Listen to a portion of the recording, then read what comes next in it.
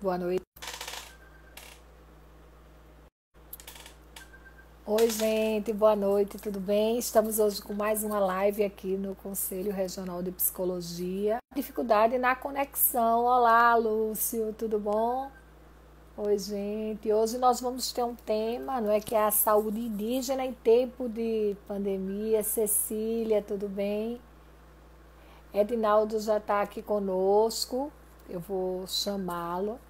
Edinaldo é uma referência. Boa noite, Tiago.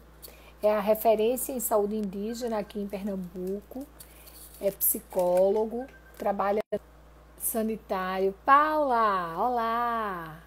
Paula Pereira, lá de Jaboatão. Boa noite. Gente, vocês, o meu vídeo está aparecendo pausando. Vocês estão me vendo bem?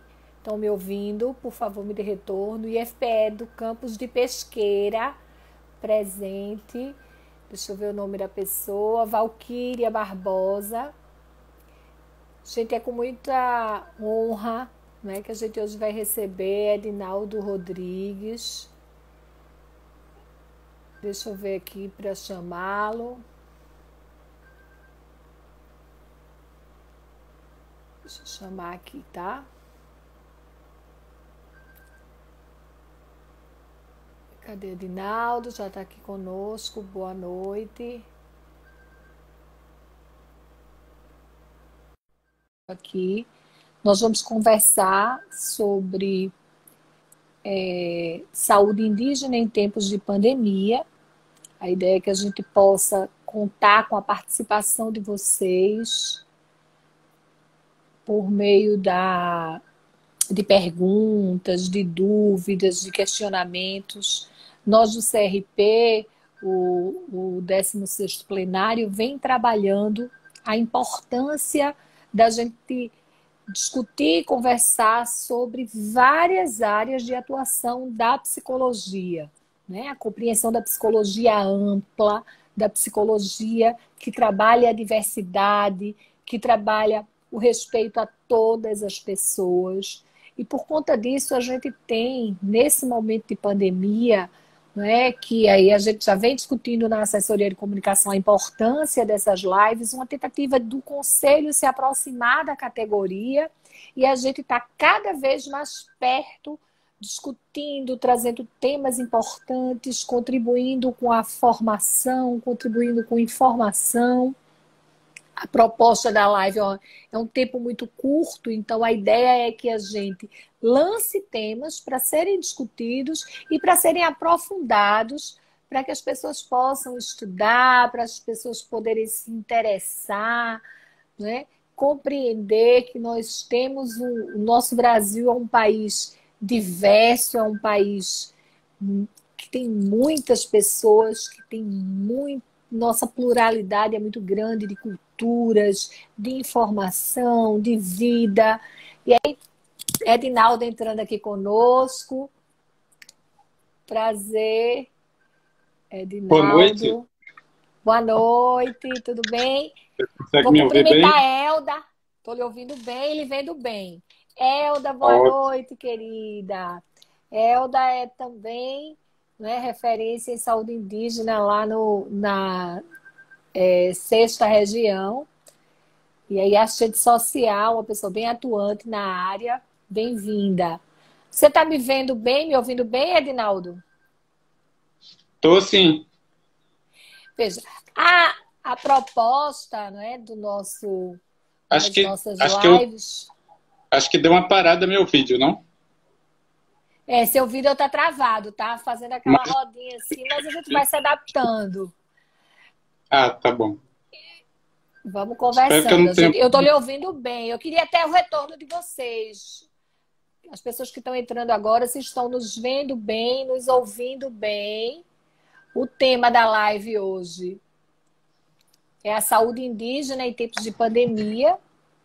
E a ideia, Edinaldo, é que a gente possa ter uma conversa, né, tranquila, informal, que você fique bem à vontade de dialogar e de divulgar um pouco do teu trabalho, um pouco da importância das pessoas compreenderem as diferentes culturas, a pluralidade que é o do nosso povo, não é? E falar da experiência da saúde indígena. Então, Certo. a gente vai conversar bem no foco da psicologia, não é? Do Eu foco acho que eu tô com um também. problema no meu vídeo, né? O teu vídeo, Elda tá colocando aqui que o vídeo de Naldinho não tá muito bom, tá? Tá Tá faltando travado. vídeo. Eu Se vou ter você, que ver. você quer sair, entrar, eu vou conversar um pouco sobre enquanto você sai, eu Pronto, vou convido sair. novamente, certo? Então, enquanto isso, a gente vai cumprimentando as pessoas que estão chegando aqui, né? Laura Pedrosa, boa noite, querida. Ele saiu e vai entrar novamente. Estava congelado o vídeo dele, mesmo o áudio bom. A ideia da live é que a gente possa se ver e se ouvir. Nós vamos dialogar sobre o conceito amplo de saúde mental, compreendendo que, para a gente falar de saúde mental, e principalmente quando a gente pensa, né, em falar de saúde mental, cadê? Estou procurando aqui, tá? Da saúde mental do povo indígena, né? Deixa eu só ver se eu acho, tá? Edinaldo não está aparecendo, acho que ele desligou completamente. A gente vai precisar entender que para se ter saúde mental, precisa estar falando de condições de vida, de oportunidade de educação, de oportunidade de acesso à saúde, de terra, de defesa de direitos, garantia de direitos, respeito à cultura, não é? Indígena, a cultura da tradição, a cultura dos povos originários. Então, é muito importante que a gente possa estar compreendendo que não dá para ter saúde mental se esses direitos não estão garantidos, né? Cristina de Lolo, né, de São Carlos, está aqui, bem-vinda. Edinaldo tem uma atuação nacional, né, no Brasil todo, então tem muitas pessoas que vão estar entrando conosco hoje, que vai além do nosso estado, e aí nós precisamos agradecer a importância da valorização, né, do reconhecimento do tema, da importância desse tema para a gente estar conversando. Eu vou pedir a Tiago ou a Silvani, por favor, para ligar para Edinaldo, porque ele não voltou. Aí eu só posso convidá-lo se ele aparecer aqui. Ele não retornou ainda, talvez esteja com algum problema na conexão para esse retorno. Mas assim, então, quando a gente pensa saúde mental, a gente fala de uma referência de transtorno, na referência de doença, de adoecimento. E quando a gente, no CRP e a psicologia mais progressista, a psicologia atual, a psicologia que fala de uma amplitude desse conceito, não é? Quem está com necessidades básicas faltando, não é? Não vai, com certeza, não vai poder ter saúde mental. Quem está em sofrimento psíquico, quem não está com condição de acesso, não é?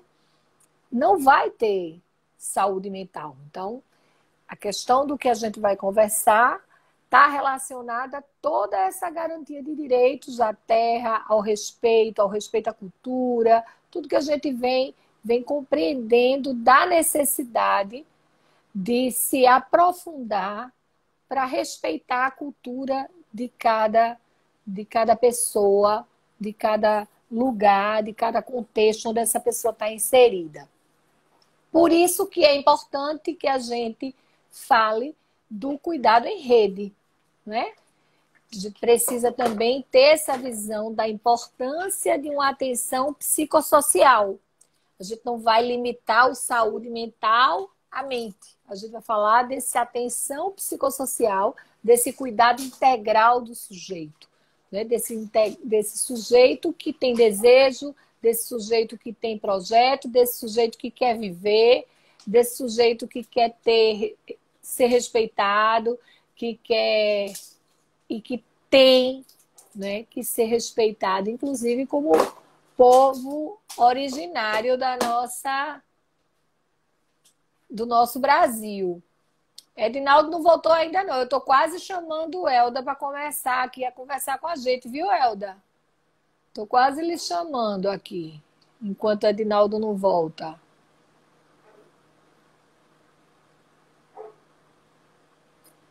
Aí eu vou aproveitar também para mostrar um material produzido bem legal.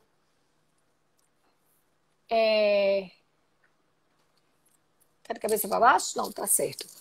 Um material produzido aqui pelo Ministério, né, da Saúde e da Secretaria Especial de Saúde Indígena. Tu topa, Helder, entrar um pouquinho para a gente dialogar? Pode ser, enquanto Edinaldo entra. Mas você topa entrar um pouquinho? Eu acho que o material não fica bem visível, porque como não dá para visualizar a leitura, a Laura está dizendo aqui, certo? Mas é um material produzido sobre a atenção psicossocial aos povos indígenas, e aí fala da questão da violência, que a gente precisa compreender o quanto que o preconceito, o quanto que... Oba, a Helder vai entrar, que joia! Enquanto ele não chega, a gente conversa, e é bom que venha aí uma mulher indígena, assistente social, atuante, defensora da saúde mental. Cadê ela aqui?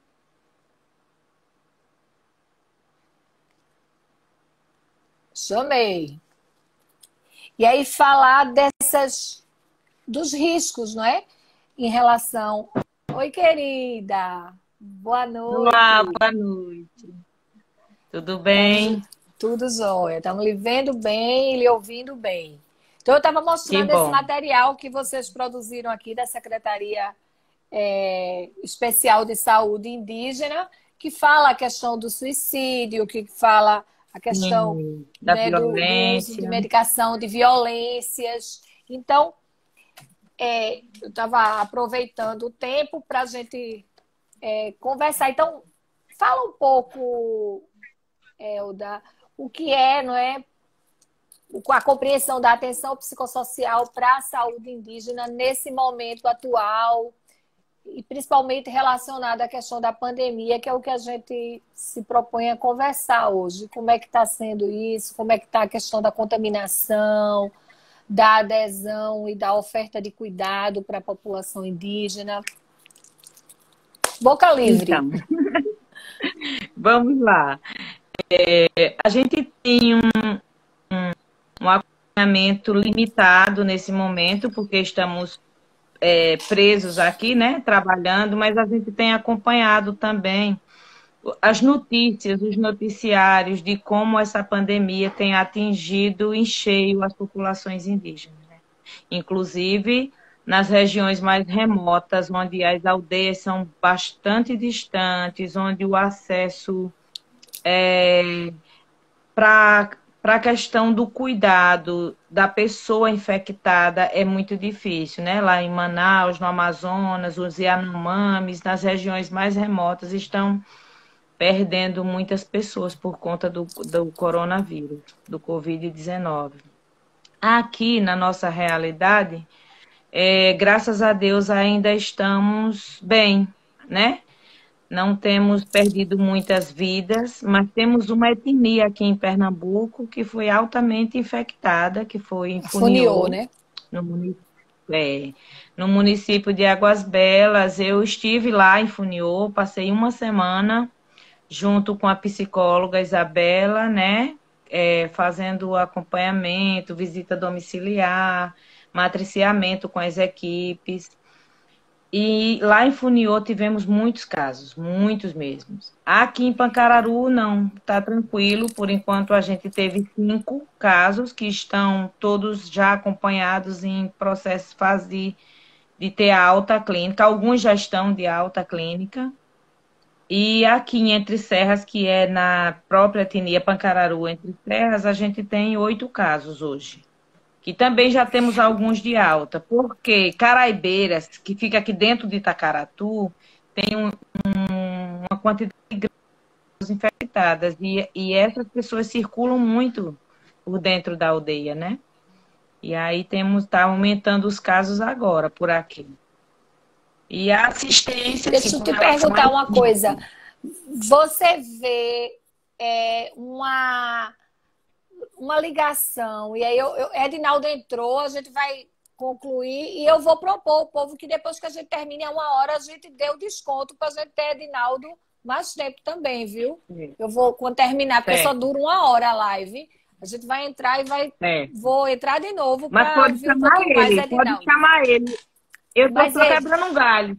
Não, mas querida, veja, eu quero lhe ouvir de uma coisa. Você acha que tem alguma referência, e aí mesmo é importante porque você traz o aspecto bem social pela sua formação em assistente social. Você vê que essa mistura, o Funiô é muito próximo, não é? Da área urbana e da área... Oi? Da cidade. Muito. Você vê se tem alguma ligação essa questão dessa aproximação com a cidade, a questão da contaminação e da mortalidade? Olha, lá em Funiô, Edinaldo também deve saber falar bem de lá, ele esteve lá também, passou uma semana. Funiô é praticamente dentro da cidade, não tem separação. Você atravessou uma pontezinha, você está dentro né? É praticamente dentro da cidade. Mas algumas pessoas do Funiô está presente aqui também, viu? Olha, então, João Guimarães pode falar aí, né, João? Então, eles são bem conectados, bem grudadinhos juntos ali. Então é uma via de mão dupla ali, tanto da cidade para a aldeia como da aldeia para a cidade. E tem uma circulação muito grande, muito constante lá. Mas assim, a comunidade... E a oferta de equipamento de segurança, de proteção? Tem. A CESAI tem. A equipe tem todos os EPIs, a CESAI tem cuidado muito com essa questão do EPI. E eu sei que lá tem, porque eu estive lá, eu presenciei, eu vi, eu usei os EPIs da equipe, então eles têm. A questão de máscaras, tudo.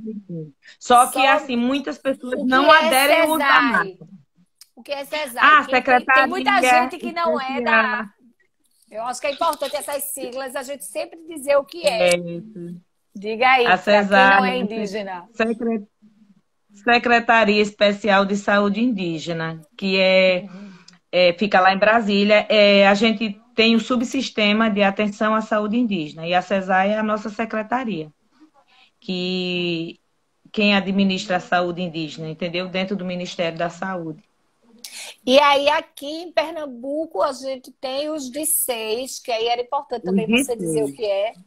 Os DICEIs são os Distritos Sanitários Especiais Indígenas, né? Temos 34 no país todo. E o nosso fica em Recife.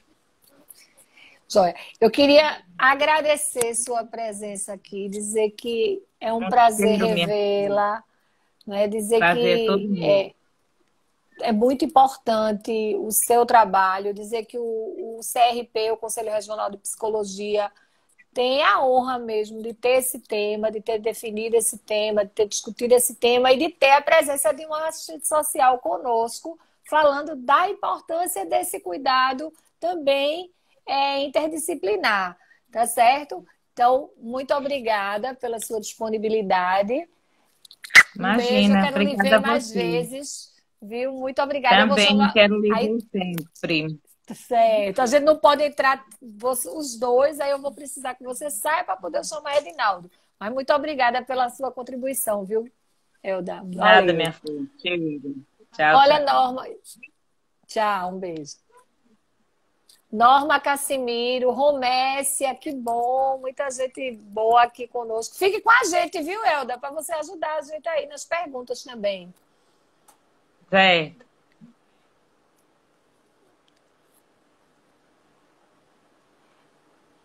Aí, gente, agora eu vou convidar Edinaldo. E falando, como eu disse no começo, quando a gente concluir, porque a gente só tem 1 hora obrigatória de Instagram,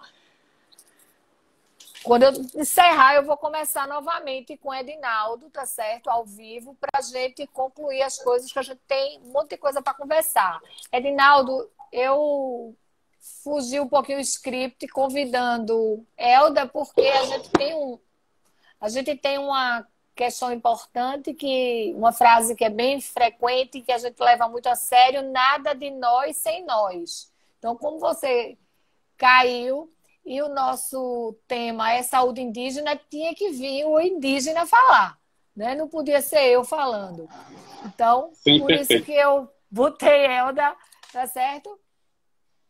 Então, Muito bom, muito bom. Agradeço desde já a Elda pela contribuição, a introdução. Enfim, eu tive um problema aqui com a internet. Bom, espero que agora esteja mais tranquilo. Vocês estão me ouvindo bem? Eu estou Então, ouvindo ótimo. e vendo, agora está com movimento. Certo, então boa noite para você. Quero agradecer pelo convite ao CRP, pela oportunidade de tratarmos do tema saúde indígena, né? Um tema que é extremamente importante que a gente, né, faça um debate sobre a saúde indígena, principalmente no campo da psicologia. E também das outras áreas profissionais, né, que nós atuamos, porque sem eles a gente não conseguiria fazer uma atuação legal dentro do contexto da saúde indígena. Quero também saudar as pessoas que estão, né, que estão nos vendo aí pela rede social do CRP, né, e saudar a todos e que a gente possa fazer realmente uma conversa, né, interessante sobre o tema saúde indígena e principalmente saúde indígena, que já é um desafio, né, e agora um desafio ainda maior, que é, né, trabalhar a questão da pandemia, né, nas comunidades indígenas. Nosso debate é interestadual, viu? Nossa live. Cristina de Lolo, lá de São Carlos, pediu para eu lhe saudar aí, dizer que ela está presente. Querida professora lá de São Carlos. Um prazer então, enorme. Veja, Edinaldo, a gente estava conversando e aí você pode trazer um pouco do que é esse entendimento, não é, da questão da atenção psicossocial. A gente estava conversando que é impossível pensar em saúde mental se a gente não falar e não comprometer a questão do direito o garantido, de direitos humanos, do direito à terra, do respeito à cultura. Então, essa compreensão dessa atenção psicossocial, eu queria que você falasse um pouco sobre isso. Sim, eu acho que primeiro a gente desconstrói um pouco esse termo saúde mental, né, dentro do contexto indígena, que, né, é um termo que acaba não fazendo muito sentido para as comunidades indígenas, e a gente, né, traz realmente esse termo ampliado de atenção psicossocial, e dentro das comunidades indígenas vai além, né, os povos indígenas gostam de tratar do tema saúde numa perspectiva mais ampla do bem viver. E o bem viver, né, ela inclui não só a saúde física, a saúde mental, mas inclui também a harmonia.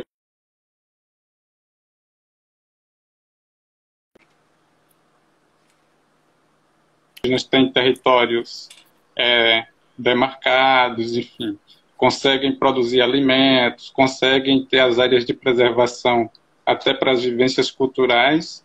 Então, essa comunidade é uma comunidade saudável, né? E quando a gente pensa, né, esse termo, de alguma forma que a gente acaba levando até né, por estar oficialmente no sistema, que é a saúde mental, a gente pensa ela numa perspectiva mais ampla do bem viver indígena.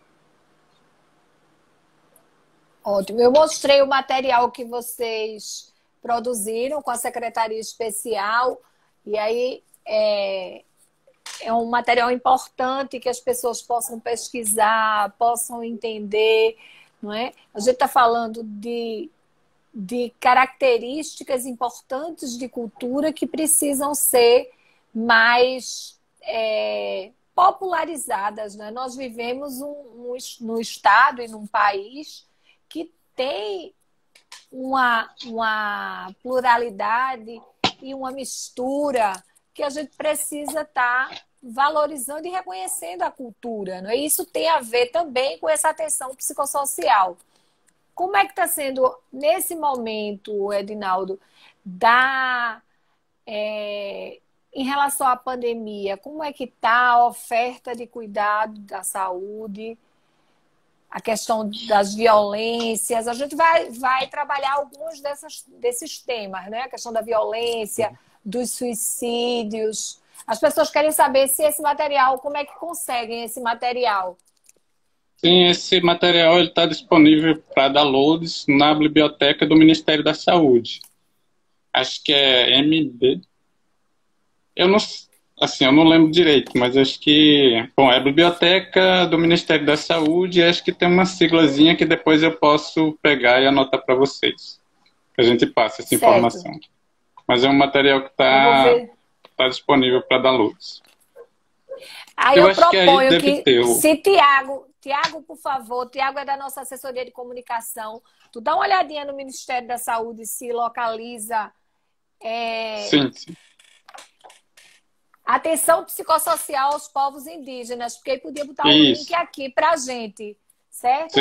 Atenção psicossocial aos povos indígenas. Eu vou tirar uma foto da capa aqui e vou mandar para Silvani, porque a vantagem do ao vivo é essa, que a gente consegue fazer tudo e do trabalho em grupo também, do trabalho em equipe. Bom, eu acho que ela já colocou aí, Silvani já colocou aqui, ó, bvsmssaude.gov.br/.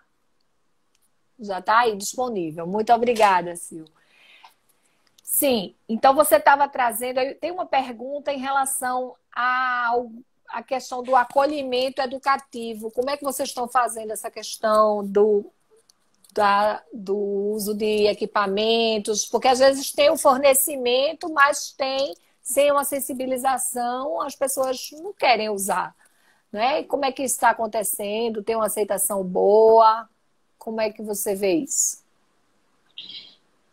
Então, a partir da disponibilização, né, de EPIs, especificamente máscara para a população geral, né, a gente realmente teve algumas dificuldades, e ainda tem, né, algumas dificuldades, algumas resistências em relação ao uso, né?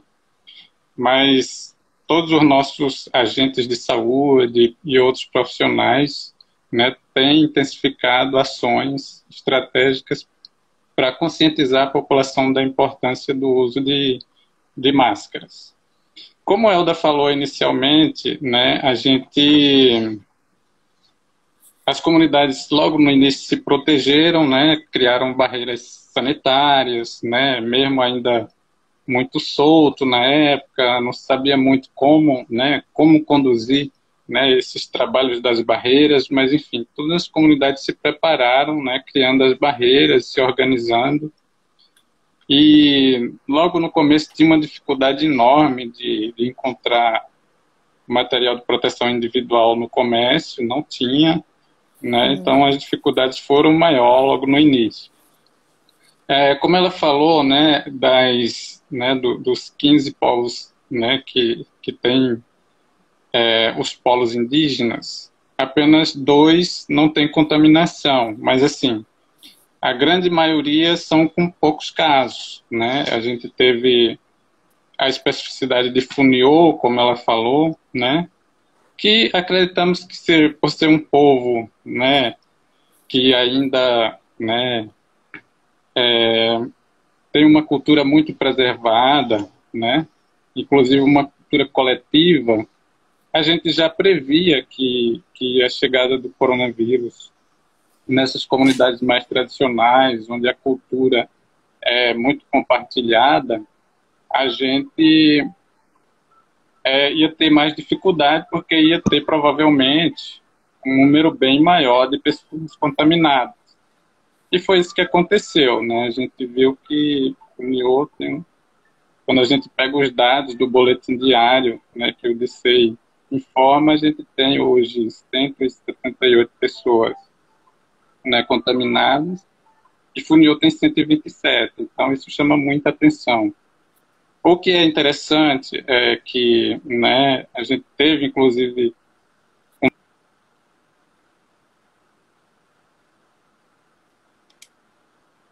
Então, para mim, cortou novamente.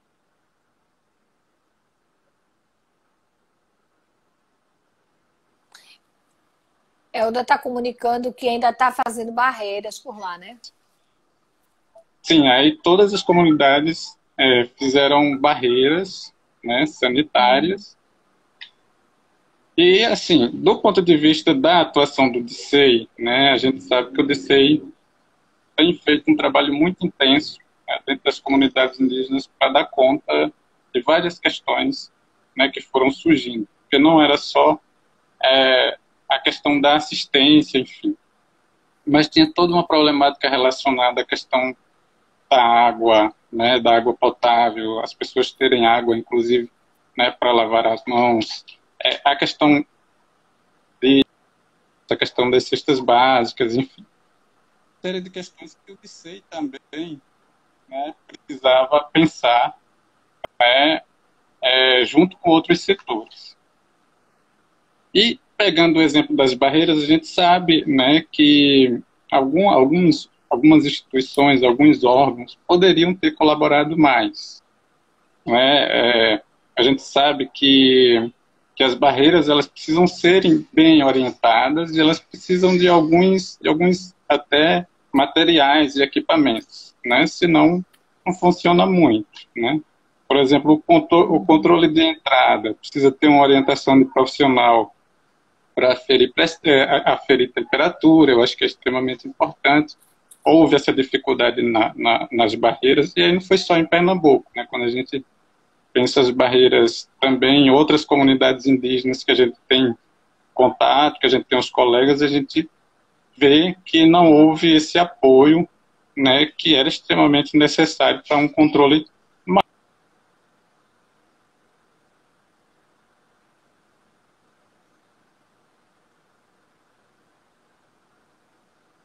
João Guimarães está informando que em Funiô também barreiras, né? Evitando assim que a doença se espalhasse na comunidade.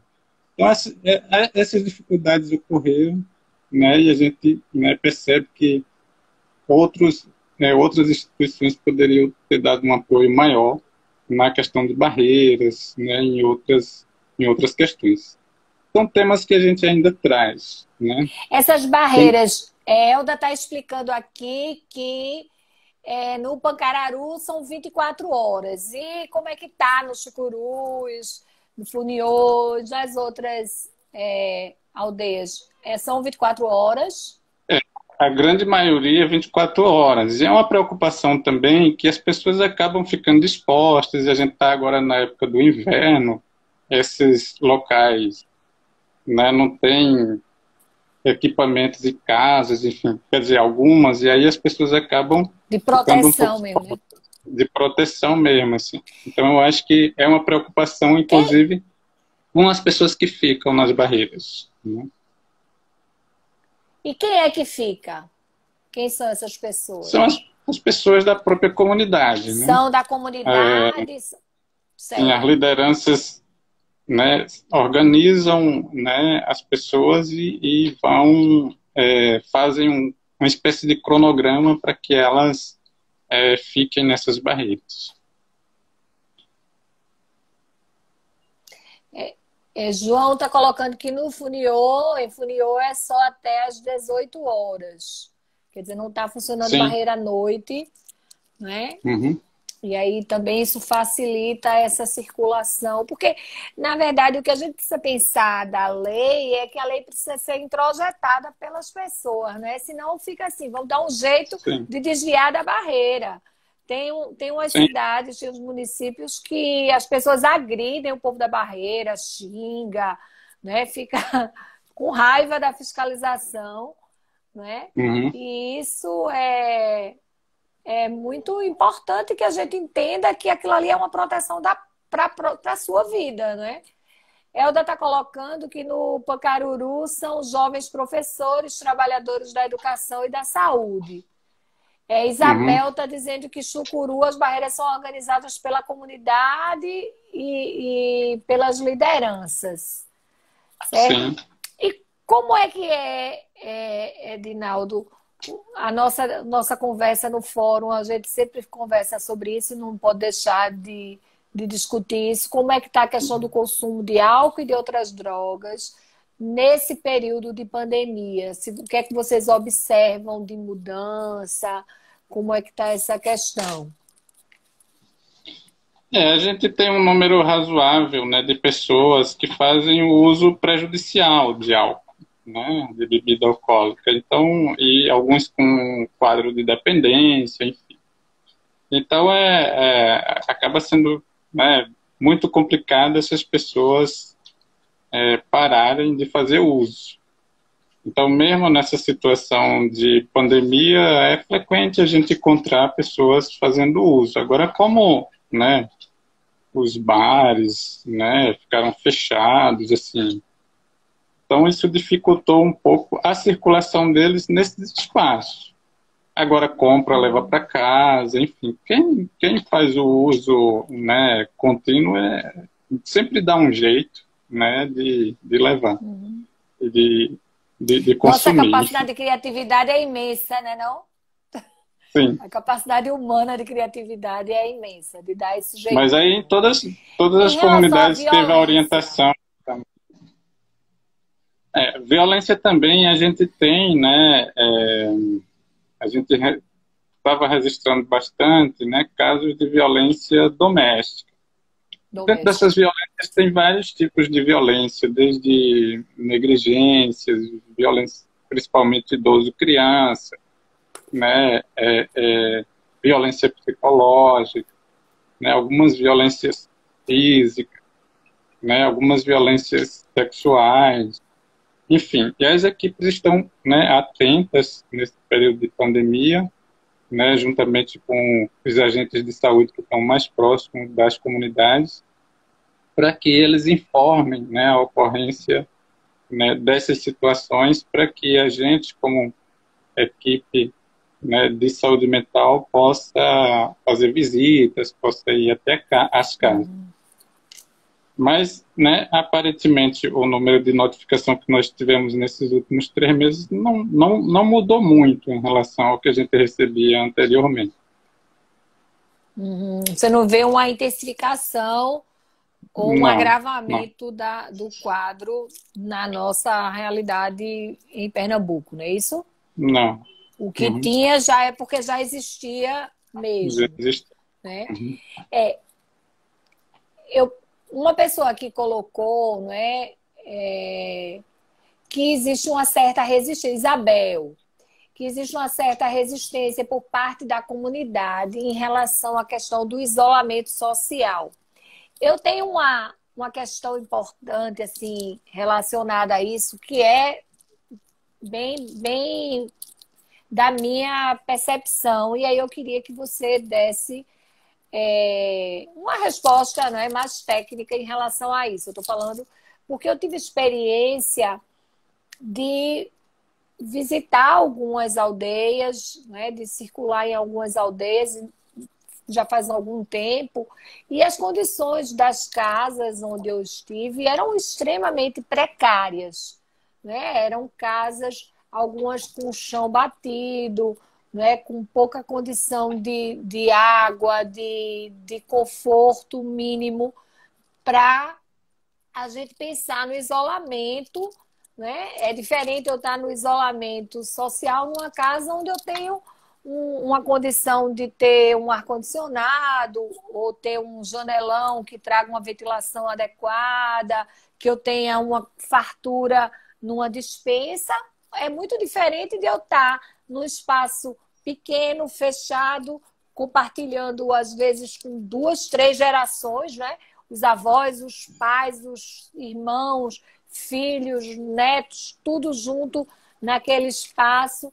Aí eu queria que tu falasse um pouco sobre essa questão do isolamento, né? Como é que você vê nas aldeias que você acompanha, né, essa realidade?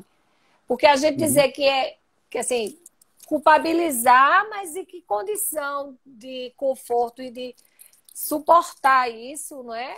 As pessoas têm, porque classe média e média alta está queixando-se do isolamento social, falando de que está entediado, não aguento mais ficar em casa, né? Mas quem está com carência de alimento e de tudo mais, a classe mais sacrificada está falando de fome, né? Que são dores muito diferentes, né? Tu podia falar um pouco sobre isso, por favor, Edinaldo? Sim, sim. Quando a gente pensa, né, o isolamento social, a quarentena, enfim, né, ela veio e não pensou, né, não só, né, nos fatores sociais, né, nas questões sociais que as famílias enfrentam, mas também na questão cultural, né, quando a gente pensa, né, a população indígena tem uma cultura também específica por trás, né, alguns, né, acostumados com alguns rituais que são necessários para o fortalecimento dele, para os vínculos, né, que deixar de fazer isso também é um processo adoecedor, né? Então a gente pensa a perspectiva do isolamento social, né, também com a possibilidade de olhar para as questões culturais e para as questões sociais. E aí o que você trouxe realmente é uma realidade, né? Se a gente pegar muitas famílias, né, das comunidades indígenas que vivem na extrema pobreza, né, é muito mais difícil para essas famílias se manterem dentro de casa, né? E aí tem a precariedade das atividades que acabam fazendo. Então, às vezes, vai pegar um frete na cidade, né? Faz um serviço, né, que precisa se deslocar até a cidade para fazer, ou se deslocar de uma aldeia para outra, né? Que foi o que a gente viu muito aqui na população pobre da própria periferia da cidade grande. Eles não conseguiam ficar em casa, né? Quando liberaram, né, o recurso, né, emergencial, todos foram para fila, porque havia a necessidade das pessoas, né, de receber esse dinheiro, de poder fazer compra. Então tem isso também. Mas tem aqueles que têm o hábito de bater bola, por exemplo, no final da tarde, eles não né, resistiram para não parar. Né? Aqueles que gostam de visitar os vizinhos, enfim, porque a maioria das comunidades indígenas, as casas são separadas, né? Exceto aquelas que são vilas, né? A gente tem algumas aldeias que são vilas, e tem as áreas rurais que são bem mais dispersas. Claro que essas pessoas já vivem em isolamento praticamente, então isso não afetou muito a rotina delas, acredito eu, né? E exceto aquelas que são vilas que estão muito próximas, e aí realmente ficou mais difícil assim convencer a questão do isolamento social. Por outro lado, o isolamento é uma medida preventiva e teve comunidades que passaram 3 meses, 4 em isolamento, né, e não chegou nenhum caso. E as pessoas começaram a ficar apavoradas, realmente. E aí, o que a gente faz?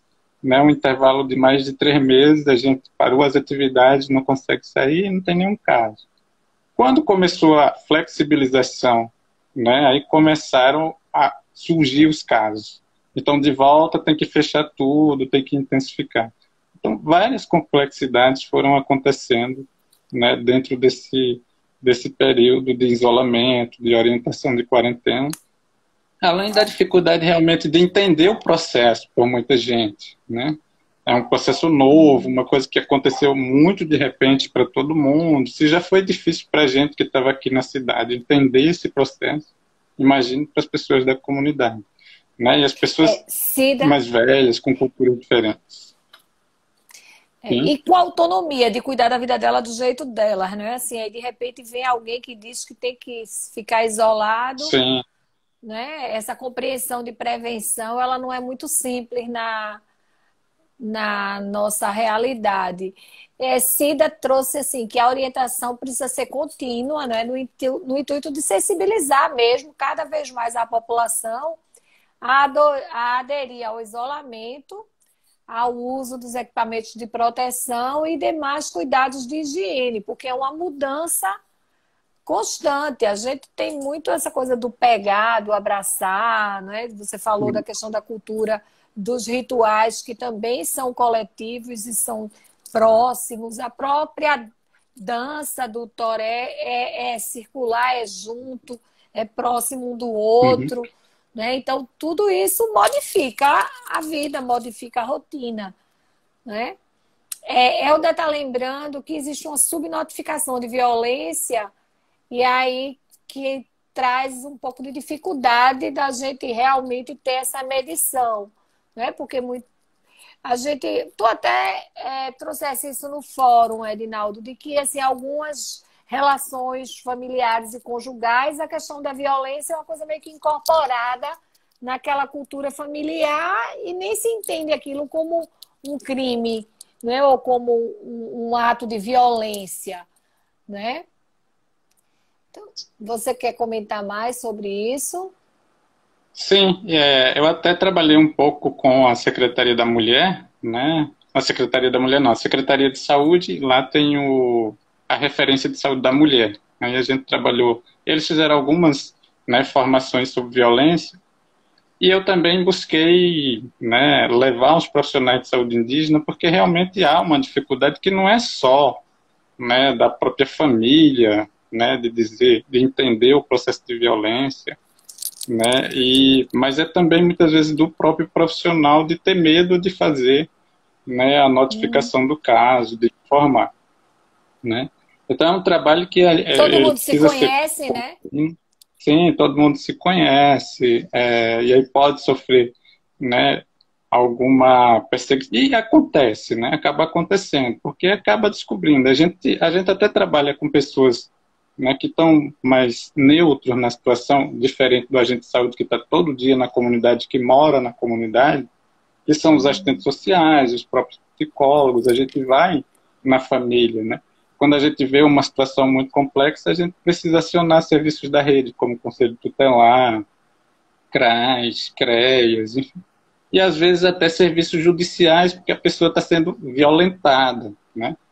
Então é muito mais complexo. E eles identificam que somos nós que fomos lá fazer a visita, sabe que foi a gente que fez, né, o que eles chamam de denúncia, né? Por mais que a gente explique, não, a gente está aqui para cuidar da vida das pessoas, né? Então a gente não vai deixar uma pessoa correndo risco de vida, a gente realmente precisa tomar providências em relação a isso.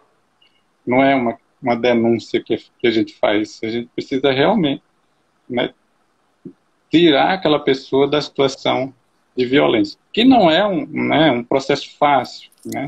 A gente sabe que nem nas comunidades indígenas, nem fora, né, a gente tem pouco apoio quando a gente vai para as questões judiciais, enfim, são processos bem desgastantes, que muitas vezes não resolve o problema, ou na maioria das vezes, e aí coloca-se dificuldades ainda maiores.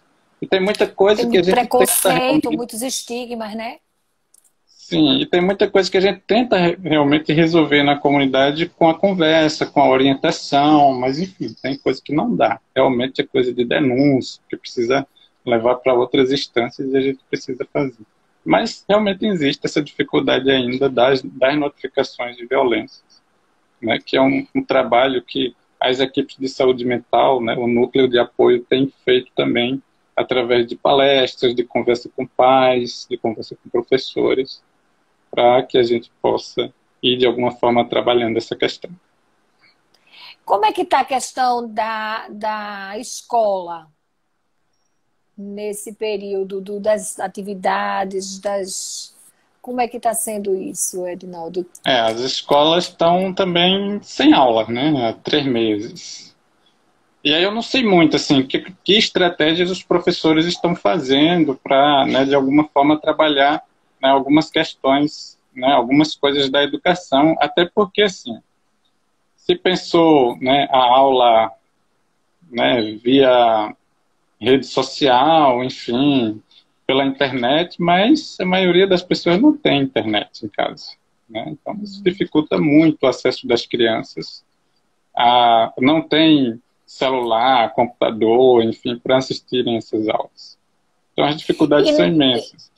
E nem tem a oferta adequada, que eu acho que isso é importante, porque isso tem a ver com a gestão pública geral, nem tem a oferta de antenas, de acesso mesmo, não é? Porque eu estou dizendo isso até porque a gente tem reuniões online e em muitos momentos, mesmo a profissional que tem o telefone adequado, que tem 4G, que tem aquela conta fixa, quando ela chega na aldeia, ela perde o sinal e fica impossibilitada. Né? Então, assim, então, nem tem... Muitas vezes não tem a condição de comprar o equipamento, mas mesmo que tivesse o equipamento, não tem a oferta porque não se pensa na importância de facilitar esse acesso. Isso é uma desigualdade social que a gente não pode perder esse espaço de denunciar, né? Porque que nas áreas rurais, né? Nas áreas indígenas, não tem também a oferta da antena, né? Todo mundo quer falar na internet, todas as pessoas querem ter acesso à internet e querem ter a oportunidade de se comunicar, independente de pandemia, né? Eu acho que isso a gente precisa estar aproveitando esses momentos para chamar a atenção, não é? Você está me ouvindo? Eu estou lhe ouvindo agora, de novo, a imagem travou. Eu estou vendo daqui que travou a imagem. Bom, mas enfim, a gente pode continuar conversando, já que, né, o áudio não foi prejudicado. Daqui a pouco volta. Tu estás em Recife? Bom, acho que estou em Recife. Eu acho que são os problemas locais da comunicação mesmo, né? A gente estando dentro da cidade grande, onde os acessos são maiores às tecnologias, a gente ainda tem dificuldade também. Então, imagine comunidades remotas que não chega nem sinal, então é muito mais difícil. E nada substitui o encontro ao vivo, né, Edinaldo? Também, tem muita coisa, né, que os professores trabalham, permite o abraço. Que as aulas são no campo, as aulas, né, são com a vegetação, com as plantas, com os animais, enfim, e eles precisam, né, desse modelo presencial. Então é muito difícil, né, você trabalhar com a população indígena de forma remota. Né? Romécia está falando, Simone Brito está aqui, presente conosco. Um abraço para você, Simone, está nos cumprimentando. Ela entrou com o Instagram do companheiro dela e está aparecendo outro nome, ela está se apresentando aqui. Bem-vinda, Simone. Vê só, Romécia, que é colaboradora lá do Conselho, da Comissão de Gênero e Sexualidade, está aqui presente conosco e ela que pediu para você falar um pouco da questão das tentativas de suicídio e de automutilação. Se você puder falar um pouco sobre isso. Sim. Quando eu cheguei aqui para atuar, né, na saúde mental, no SEI, a questão o suicídio não era um problema para a gente. A gente quase não tinha registros de suicídio, de tentativas, poucos casos de suicídio, que acontecia 1 ou 2 numa média de 2 anos, né? No final de 2017 para cá, né, a gente começou a perceber um aumento nas tentativas de suicídio. E também no número de suicídio. A gente tem perdido, em média, entre 2 e 3 pessoas por ano, né? Para quem tinha um caso ou 2 a cada 2 anos, isso é um aumento, né, muito de praticamente 100%. Então, eu acho que passou a ser uma preocupação grande para a gente, né? E, assim, muitas crianças e adolescentes com comportamento de automutilação, né? E a gente tem, né, recebido bastante demandas, né, das áreas para fazer atendimentos a essa população, né, de adolescentes com tentativas de suicídio. né? E sempre tem chegado notificações de tentativas, e esse ano nós já tivemos um suicídio. Então, é uma preocupação para a gente, realmente, né? E a gente também tem feito, né, um trabalho de formação, e a gente tem aproveitado as formações que a própria secretaria oferece, né, que o próprio Ministério da Saúde oferece, e nas cartilhas nós temos uma cartilha, né, que foi publicada da atenção psicossocial, que é justamente, né, orientações para, né, a questão do suicídio. Que aí são temas complexos, difíceis de ser trabalhados, que a gente precisa realmente, né, de orientação mais adequada. Então, as parcerias, elas são extremamente importantes, né, com os núcleos das secretarias, das organizações, enfim, que possam também nos oferecer formações para lidar com essa temática, né, principalmente essa temática no contexto indígena, né, que é muito diferente a realidade do DCE Pernambuco com outros DCEs, principalmente os DCEs da região norte, que a questão do suicídio, né, é uma incidência muito alta, né, e não estão relacionados ao que a gente, quando a gente colhe as informações, né, na família, a gente percebe aqui, né, quando a gente colhe informação lá no norte, né, são coisas muito diferentes, né, que acontecem, que muitas vezes até muito difíceis, muito complexas de serem, né, de como dar uma certa explicação em relação ao acontecimento. Mas, enfim, né, é uma preocupação nossa e nós temos feito um trabalho nesse sentido. Vê, Edinaldo, a gente está quase no finalzinho. Eu tinha proposto, não sei se você chegou a ouvir, que a gente entrasse de novo para a gente compensar aquela perda que a gente teve inicial. Então, quando fechar Sim. aqui, eu vou reabrir a sala e vou lhe convidar de novo. Queria saber se as pessoas querem Certo. continuar o diálogo, né? Sim, sim.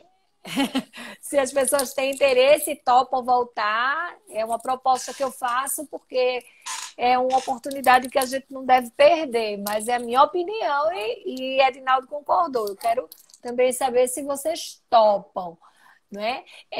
Cecília está dando parabéns pelo debate. Lúcio propôs que vocês ficassem mais perto do modem para ver se melhora o sinal. Pelo que eu entendi, foi isso que ele escreveu. Eu estou lendo o recado, certo? Se você está muito distante do modem, pode ser que esteja causando essa saída. Olha, o pessoal está dizendo que sim, que topa voltar a conversar, né? Uma coisa que a gente vem conversando muito no conselho, Edinaldo, e aí você tem um papel muito importante, é que a gente precisa ampliar as temáticas relacionadas a todas as possibilidades. Ele está dizendo que eu disse ao contrário. É para você ficar mais longe do modem. Desculpa, é que eu entendo muito de tecnologia, eu dei a orientação errada. Desculpe. Era se você ficar um pouquinho mais longe, talvez facilite. Mas, assim, o que a gente tem notado no conselho, assim,